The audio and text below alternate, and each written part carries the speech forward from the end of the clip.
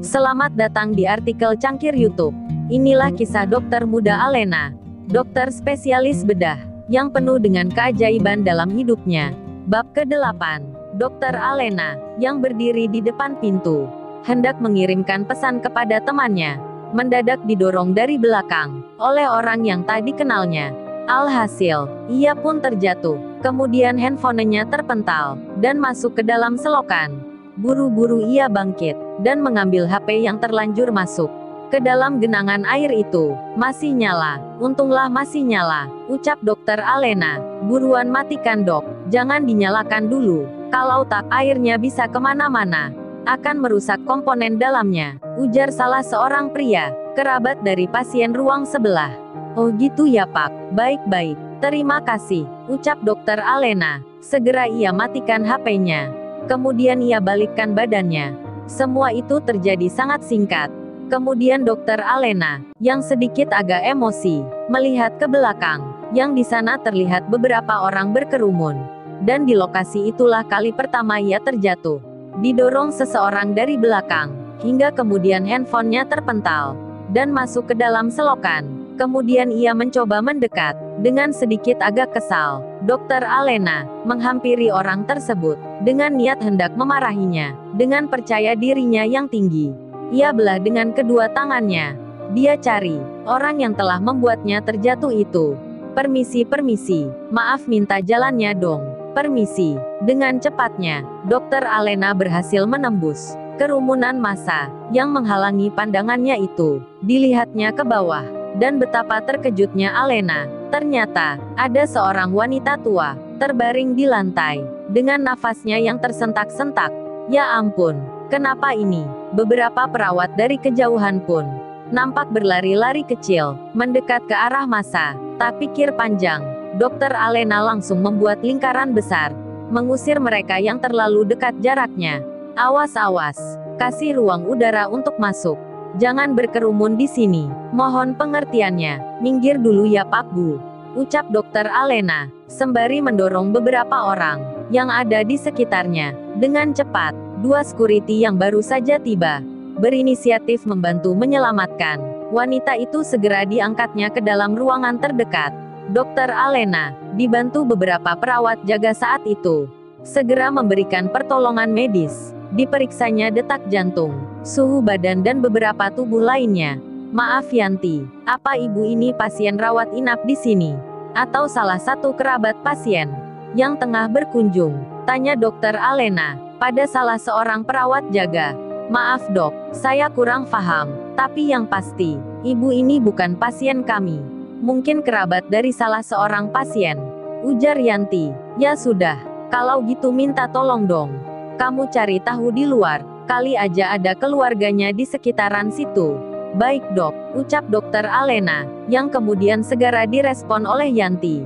Perawat jaga kala itu, maaf, keluarga ibunya tadi, yang mana ya? Yanti bertanya pada beberapa orang di luar, namun Yanti tidak mendapat jawaban.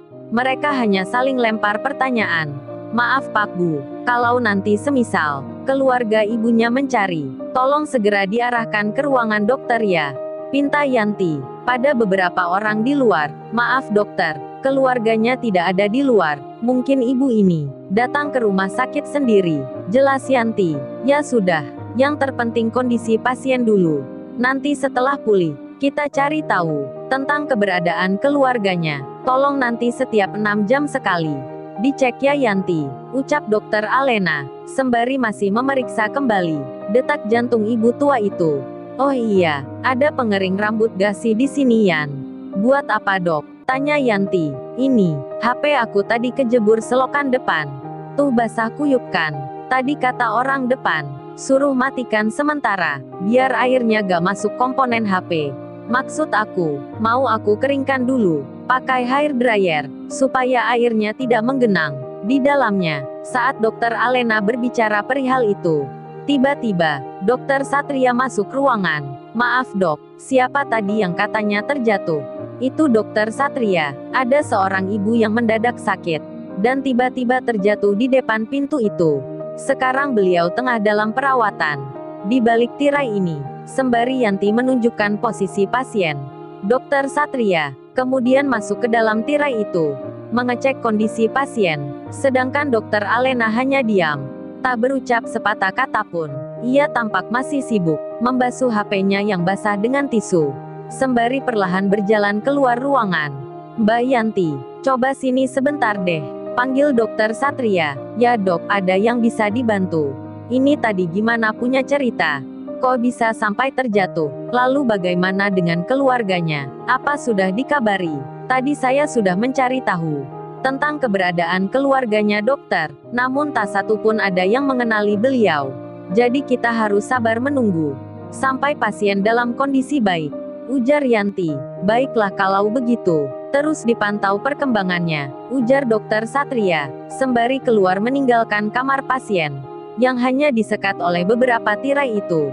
"Oh iya dok, bagaimana tawaran saya kemarin?" "Loh, di mana Dokter Alena?" ucap Dokter Satria, bermaksud mengawali pembicaraan dengan Dokter Alena. Namun Dokter Alena sudah tidak lagi berada di tempat. Beneran deh orang itu, susah sekali diajak diskusi bersama. Baru juga ditinggal melihat pasien, sudah main ngilang aja. Kemudian Dokter Satria keluar dan meninggalkan ruangan itu. Di lain tempat, Dokter Alena yang berjalan menuju ruang kerjanya tiba-tiba dipanggil oleh seorang cleaning service. "Dokter Alena, dokter, tunggu sebentar." Alena pun berhenti dan melihat ke asal suara. "Dokter, nanti sepulang kerja ada waktu kah? Saya pengen tanya-tanya sesuatu dok." Tanya Erlina. "Tanya soal apa ya bu? Kok sepertinya gawat gitu? Pakai janjian segala." "Hehehehe, tanya di sini aja boleh kok," jawab Alena. "Maksud saya, kalau sepulang kerja kan enak. Dokter pasti banyak waktu, jadi bisa ngobrol lama, sambil santai gitu. Saya kan sudah lama nih gak diajak nongkrong dokter, jadi kangen traktirannya Dokter Alena ini." "Hahaha, oalah soal itu kah? Oke deh, tapi kalau hari ini, sepertinya saya tidak bisa menemani Bu Lina. Sepulang kerja ini, saya ada janji sama Maya. Jadi maaf ya Bu, Anda belum beruntung." "Hehehehe," jawab Alena. "Oke lah kalau begitu dok. Tapi kalau besok gimana?" tanya balik Bu Erlina. "Gak janji ya Bu, sebab tadi ada kabar dari rumah. Kalau besok, saya diminta pulang ke Jakarta. Tapi gak tahu lagi sih, sebab HP saya ini mati. Abis kejebur di selokan. Nanti deh kalau misal ada waktu, saya calling ya Bu," ungkap Dokter Alena. "Oke dok, Lina tunggu kabarnya ya," sahut Lina, yang hanya dibalas dengan lambaian tangan Alena. Lalu, apa yang akan terjadi selanjutnya? Subscribe channel ini untuk mengetahui kisah di bab berikutnya. Terima kasih.